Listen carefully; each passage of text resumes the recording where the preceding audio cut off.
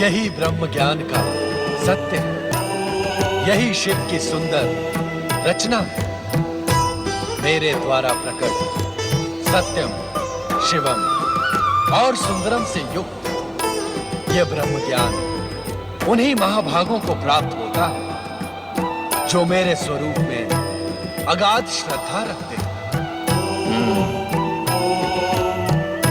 मेरी आज्ञा अनुसार धर्म मार्ग पर चलने वाले प्राणी मेरी ही कृपा से मल एवं माया से मुक्त होकर मेरे परमानंद सच्चिदानंद स्वरूप में लीन हो जाते हैं। स्वयं मेरे द्वारा रचित एवं कहे गए इस दिव्य ज्ञान को प्राप्त ज्ञानी इस ज्ञान के प्रकाश रूपी अग्नि से अपने कर्म में शरीर को क्षण भर में जलाकर मेरी कृपा से कर्म बंधन से छुटकारा पाकर मोक्ष को प्राप्त कर लेते हैं।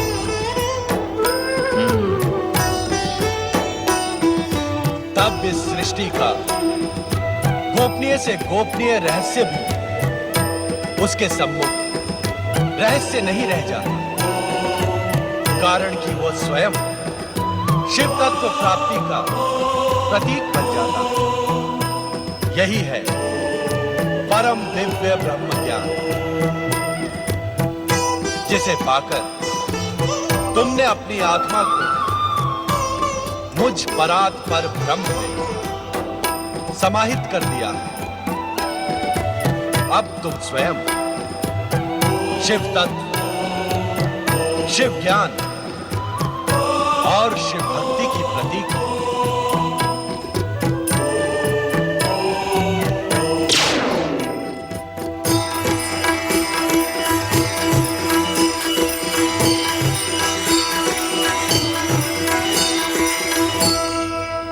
परंतु देवी पार्वती ब्रह्म ज्ञान प्राप्त कर सकें, इससे पूर्व ही निद्रा मग्न हो जाती है और उनके स्थान पर श्रापित कबूतर रूपी ध्रौम्य ब्रह्मज्ञानी हो जाता है।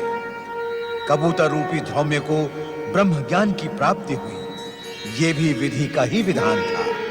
माता पार्वती को सुअवसर मिलने के पश्चात भी ब्रह्म ज्ञान का ज्ञान न होना भी संभवतः शिव लीला का ही अंग था।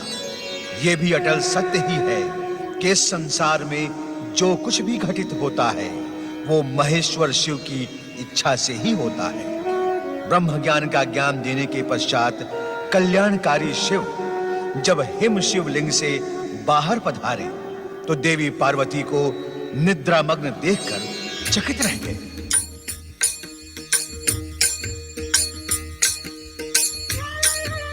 तुम सो रही हो पार्वती, तुम अपनी निद्रा को रोक न सकी। परम शिव तत्व और ब्रह्म ज्ञान की प्राप्ति के स्थान पर तुम्हें निद्रा ही प्रिय लगी। आश्चर्य है, हमारे प्रत्येक वचन पर हुंकार कौन भर रहा था? कौन है वो प्राणी जो हमारी आज्ञा के बिना इस दिव्य ब्रह्म ज्ञान के संदेश को सुनकर हुंकार भर रहा था? उपस्थित हो।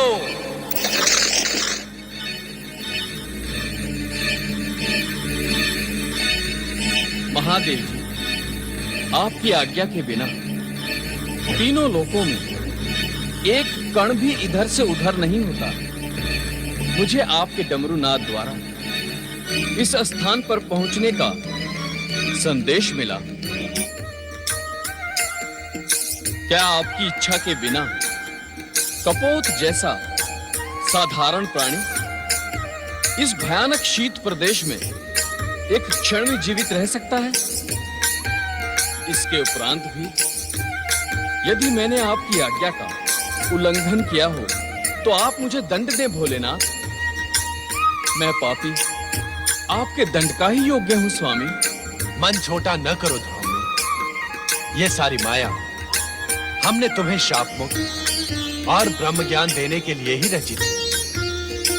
ब्रह्म ज्ञान के लिए तुम्हारी पात्रता पहले ही निश्चित हो गई थी। अब तुम अपने गुरु के शाप से मुक्त हुए ब्रह्मज्ञानी धौम्य।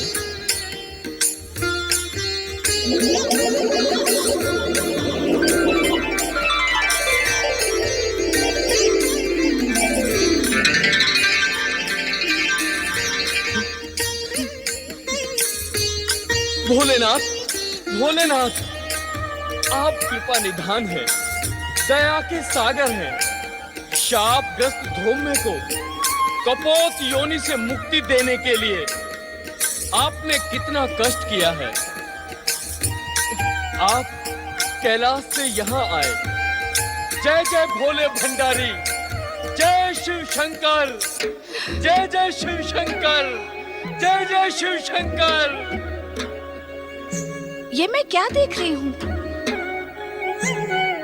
डमरू नाद के उपरांत भी इस गुफा में ये युवा ऋषि कैसे प्रकट हो गए? माता, मैं और ऋषि का शिष्य धौम्य हूँ। भोलेनाथ की प्रेरणा से ही यहाँ उपस्थित हुआ हूँ। भोलेनाथ की प्रेरणा? हाँ माता, मैं शापग्रस्त धौम्य कपोत बनन आकाश में उड़ रहा था। तभी मुझे भोलेनाथ के डमरू नाद द्वारा इस स्थान पर पहुंचने का आदेश मिला।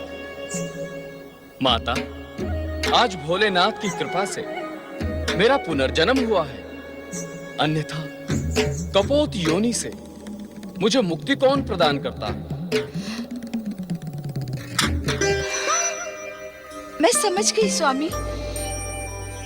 इन्हीं धौम्य ऋषि को शाप मुक्त कर ब्रह्म ज्ञान का उपहार प्रदान करने के लिए ही आप मुझे इस पवित्र अमरनाथ गुफा में लेकर आए। किंतु मेरा दुर्भाग्य देखिए स्वामी, पाकर भी मैं उस दिव्य ज्ञान से वंचित रह गई। मेरी अभागी निद्रा।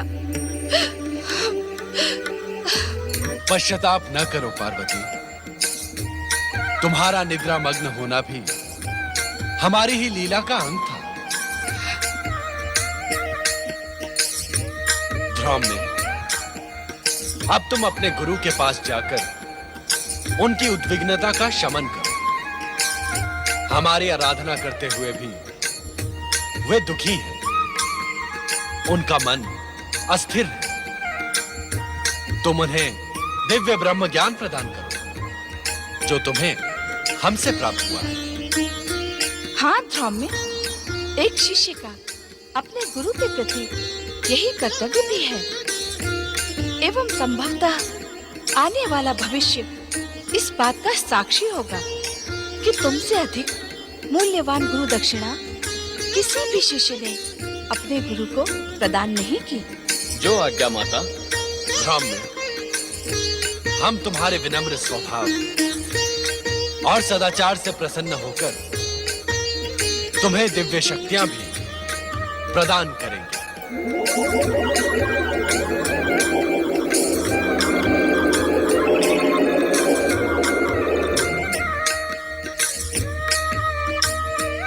मैं आपकी इस महान कृपा के योग्य नहीं था भोलेनाथ। भगवान, अब मुझे आज्ञा दी जिससे शीघ्र अतिशीघ्र मैं अपने गुरु को विषाद मुक्त कर सकूं। ओम नमः शिवाय। स्वामी, क्या मैं अब भी ब्रह्म ज्ञान से वंचित रहूंगी? धैर्य रखो देवी, समय आने पर इस प्रश्न का उत्तर तुम्हें अवश्य मिल जाएगा। अपने मन की उद्विग्नता का शमन करो देवी। तुम्हारे मन में जो प्रश्न जन्म ले रहे हैं उनका निसंकोच उल्लेख करो।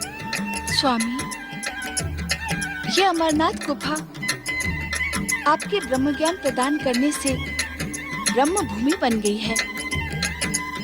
इसके शांत तथा आध्यात्मिक वातावरण ने मेरे मन को प्रफुल्लित कर दिया है।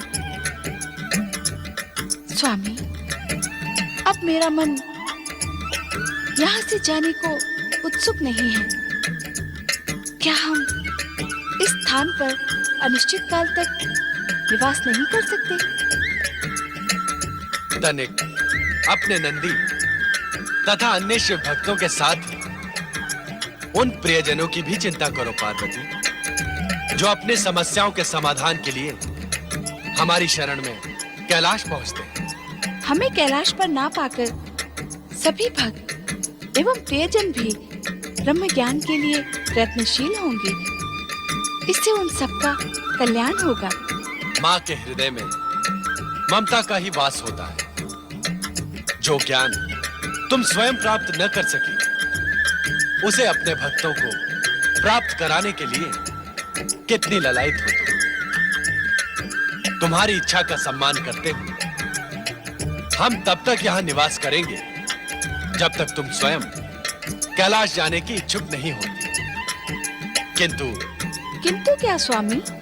हम यहां इस रूप में न रहकर हमारे प्रतीक हिम निर्मित शिवलिंग में ज्योति स्वरूप में निवास करेंगे। जो आज्ञा स्वामी।